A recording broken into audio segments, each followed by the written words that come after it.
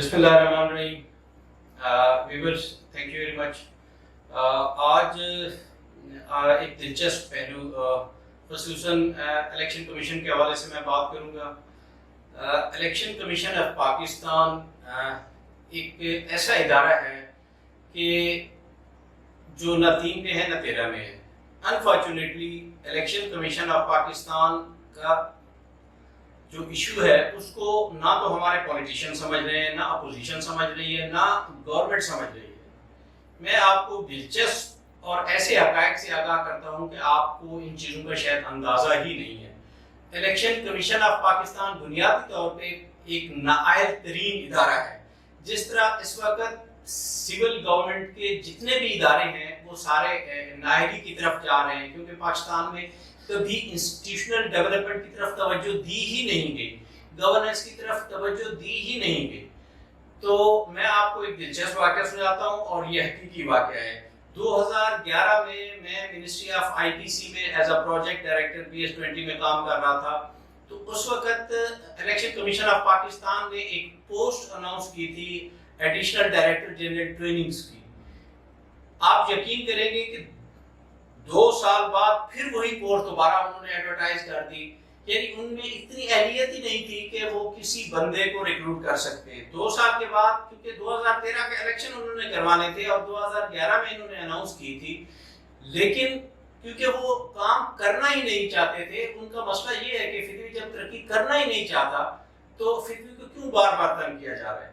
تو election commission اس ادارے کی مانند ہے جو بالکل زوال پذیر ہے، جس کی کوئی اس کی آئینی حیثیت تو ہے لیکن اس کا وجود جو ہے نا وہ مردہ ہے. اس میں جان ڈالنے کی ضرورت ہے، اور مردہ گھوڑے کو آپ جتنا بھی دوڑائیں گے جب اس میں سانس ہی نہیں ہوگا، حرکت ہی نہیں ہوگی، تو وہ کیا کام کرے گا.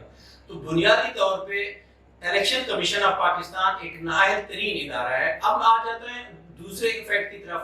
2013 میں سیم وہی پوزیشن دوبارہ ایڈورٹائز کی گئی، پھر اس کے بعد وہ پوزیشن فل نہیں کی گئی.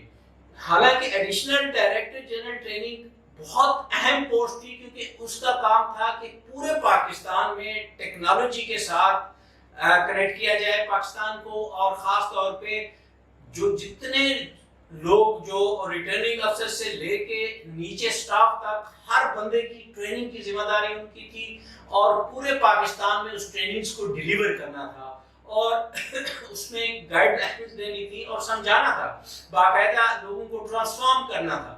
لیکن ایسا نہیں کیا گیا، کیونکہ ECP کے اندر وہ صلاحیت ہی نہیں ہے، وہ ایسا کر ہی نہیں سکتا. اور پھر آپ کو میں دلچسپ بات بتاؤں کہ اس کے بعد میں وہاں پہ الیکشن کمیشن آف پاکستان کے اس وقت ایک ممبر تھے جسٹس فضل الرحمان صاحب. 2013 میں جا کے میں ان سے ملا. میں نے ان سے عرض کیا کہ سر یہ اتنے عرصے سے، پچھلے 3 سال سے آپ ایڈورٹائز کر رہے ہیں 8 سال، لیکن آپ اس کو فل ہی نہیں کر رہے. تو انہوں نے خود اس بات کا اعتراف کیا کہ الیکشن کمیشن کی یہ صلاحیت ہی نہیں ہے، یہ لوگ کام ہی نہیں کرنا چاہتے. اور انفارچونیٹلی بعد میں وہی سفارشی کمیشن کسی جو ہے نا اپنے بوٹ پالشی کو جو ہے نا انہوں نے ایڈیشنل DG کی پوزیشن پہ اپوائنٹ کر دیا.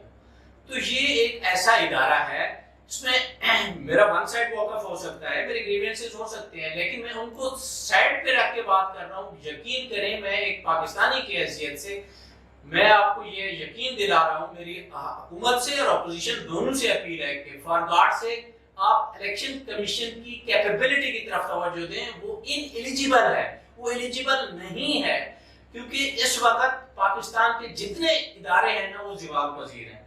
بہت مہربانی، یہ ایک اہم ایشو ہے، ایک اہم ٹاپک ہے، ایک اہم جو ہے نا قومی مباحثہ ہے جس کی طرف توجہ دینا بہت ضروری ہے. Thank you viewers, thank you very much. Pakistan پائندہ باد.